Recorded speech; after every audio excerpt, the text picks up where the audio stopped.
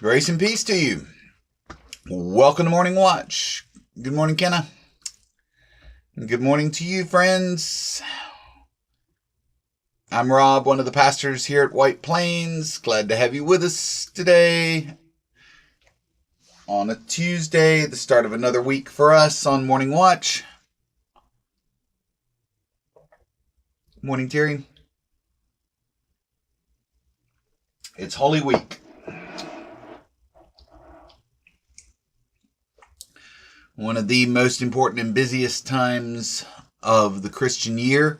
As Pastor Callie Lynn said on Sunday, not only for us church folks, people who work in the church, but for really all who follow Jesus Christ. This is it for us. The rhythm of this week, as she laid out for us in her message Sunday, is really what it's all about.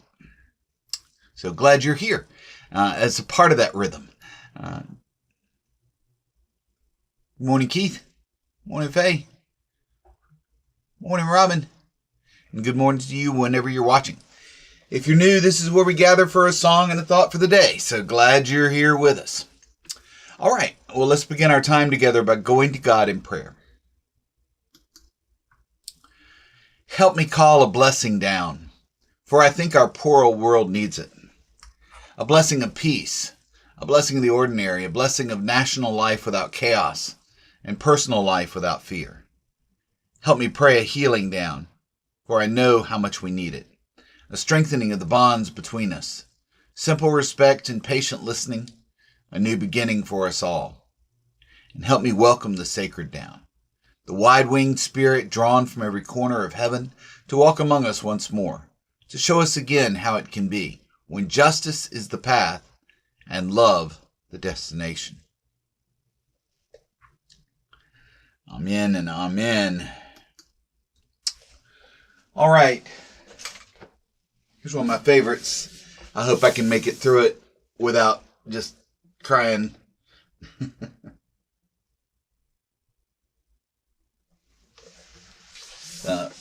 Diamond in the Rough by Shawn Colvin.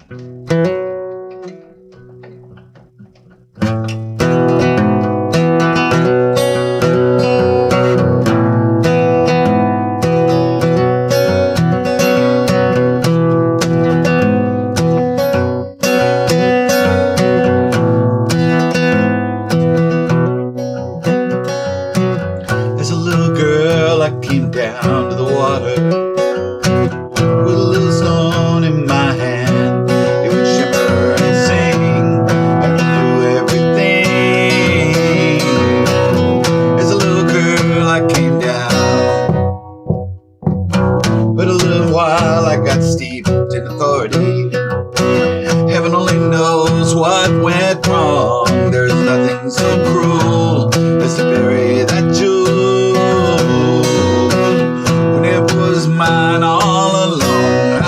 Find it. You're shining, I can see you. You're smiling, that's enough. I am holding on to you like a diamond in the rough. Like a diamond in the rough.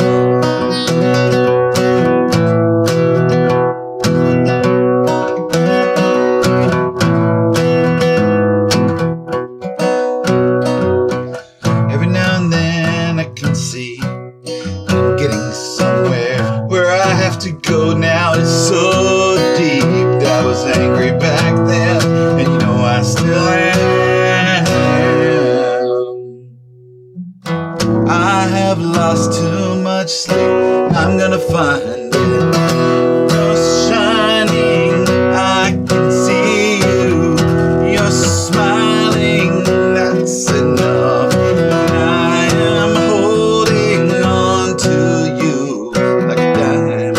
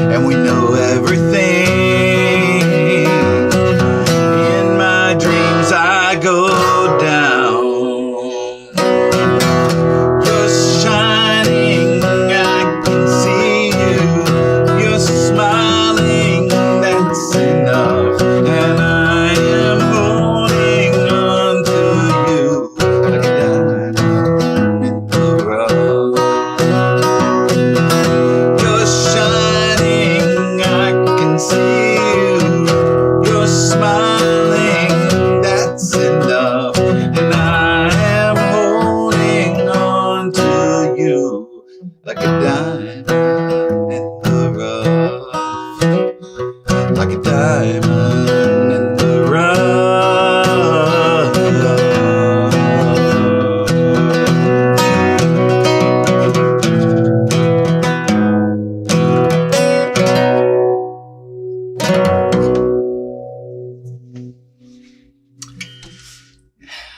There you go.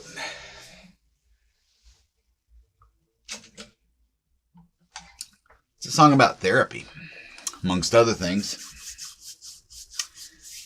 Where I have to go is so deep. I was angry back then. You know, I still am. Lost too much sleep.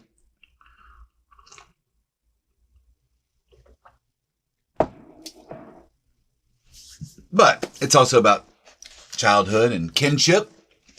And so I thought it fit with where we are now on this ladder to the light, on this rung of renewal. Therapy can be a form of renewal, as many of us know. Bishop Charleston writes that when we make the exchange... sorry. That was from last week. He's writing about tribe or nation. We're talking about kinship, right? How we're related in what he calls a matrix of compassion. And he says, as a Native American, I find it interesting to see the word tribalism become common these days in the media, right? We hear that term, political tribe, or what have you. It's a way of expressing loyalty to a group of people who think like we think. At least that's the way it's used in the media to define us. He writes that the term refers to the uncompromising partisanship that is fragmenting our society into angry camps of political diehards.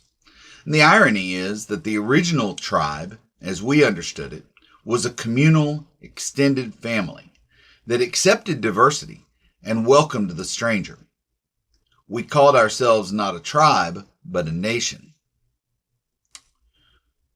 because we understood that community can only endure when the essential cooperative unity of the tribe becomes the great family of the nation. Tribalism, from our viewpoint, means mutual respect. And without that spiritual center, without the ground of justice and equality, no nation can grow. If we want to grow stronger, to become a real community of light in the midst of darkness, we need to exchange our fear for a different vision. And I believe my people offer that vision. It has sustained us for generations. And I love this one, The Path Through the Stars. Looking up at the moon last night, I thought about this passage right here. Last night I heard a speaker say that as a child, he was haunted by a fear of death, believing that beyond this life was nothing but meaningless void.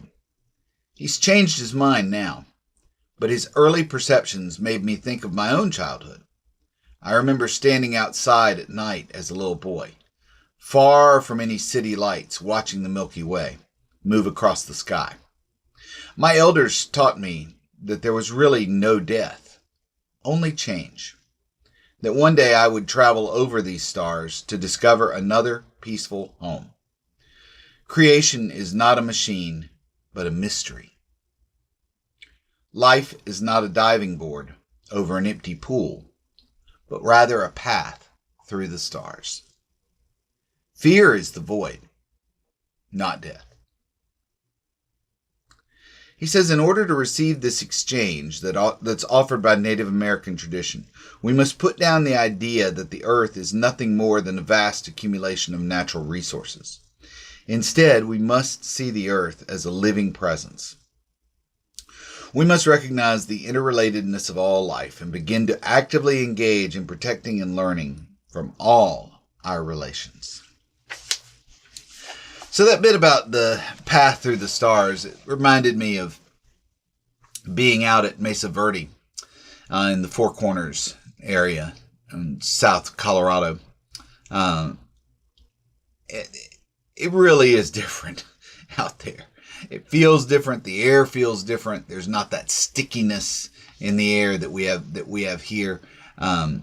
Even when it's hot, it's dry. And at night, the stars are just amazing. You can see the Milky Way moving across the sky. There's some beautiful pictures of Mesa Verde with the stars behind it, the galaxy behind it.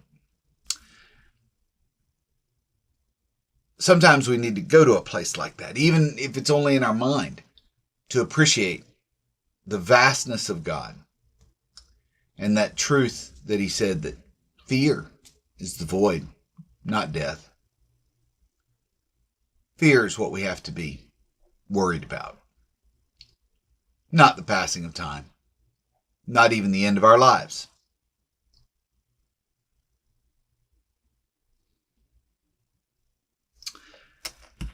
Thanks for being here, folks. It's a heavy week for me, and I think probably for you as well, as we near the this ending of Lent and the approach of Easter Sunday, and yet we have some days to go through, times that'll be hard, things to think about, probably some things that we still need to let go of, some things we still need to understand. So I'm glad you're with us on this journey. Hope we'll see you this week at the services on Thursday and Friday.